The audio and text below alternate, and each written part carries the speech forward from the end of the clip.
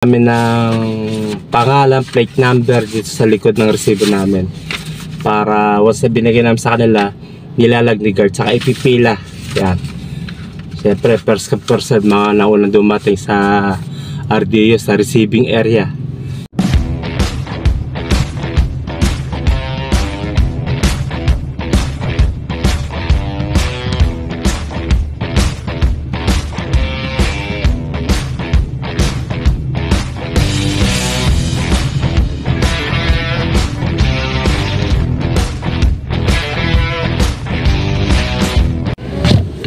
Okay, mga kaibigan, good morning po sa inyo lahat. Time check, yan, 6:03 ng umaga. Yan, bali, kararating ko lang po rito sa may, Quezon City. Mismo, rito sa may Walter Mart Junction, Novaliches. Yan, sakop po siya ng Quezon City. Yan, bali, mga kaibigan, bali, may biyahe po tayo rito sa tracking. Bali, dalawang drop po tayo ngayon dito sa tracking. Walter Mart Junction, Novaliches, Quezon City, and then maya pagkatapos nyon may deliver din ako sa Walter Mart Visayas Avenue. Kaya 2 drops po ako ngayong araw na to. At yung item po na mga box, total 11 boxes. So meron po tayo ditong tingnan ko yung pinaka trip ticket ko. Dito sa Walter Mart Junction, Novaliches, meron tayo 2 box na i-deliver dito. At sa kabila naman, Siyam sa may Walter Mart Visayas. Kali lumalabas na 11 boxes po lahat ang i-deliver ko sa 2 store ng Walter Mart. Okay? At syempre, 2 drops na po ito. Ang ibabayad po sa akin dito ni tracking ay nagkakalaga na 1,590 pesos. Yun po ang babayad sa akin ni tracking. Kasi po dito minimum 3 drops ang ibabayad po sa akin dito ni tracking. Minimum 3 drops po kami, 1,590 pesos po. So kapag kahit 2 drop ka lang o 1 drop ka lang, ganun pa rin po bayad sa ni tracking sa biyahe po namin dito po sa may tinatrabuhan ko, pinapasuha din sa may tracking. So minimum 3 drops, so buo pa rin ng bayad. Kahit 1 drop lang, kahit 2 drops, diba? Yan, basta 3. Pero pag naging 4 drops, 5 drops, additional kada drop ng 150 pesos. Yun po. Pero sa pagkakataon po ito, 2 drop lang po ako. So yun pa rin po bayad sa akin, 1,590 pesos. Yun po. Ganun po kita namin dito sa delivery, dito sa tracking.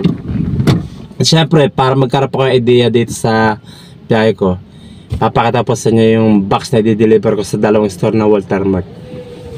Dito, 2 Junction, Novaliches. Tapos to sa Visayas Avenue, Walter Mart, Siyam.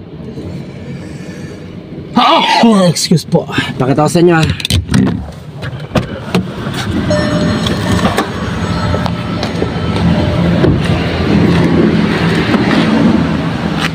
Ito pwede deliver po.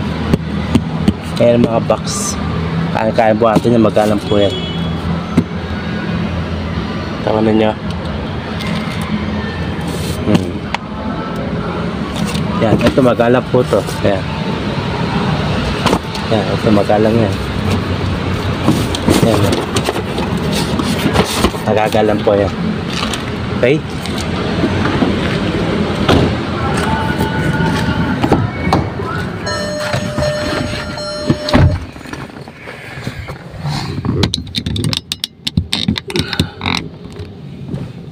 Oops. Yun. So ito yung resibo ko. Lagi po namin ginagawa pag papasa namin yung resibo sa gwardiya dito sa may receiving area o RDO.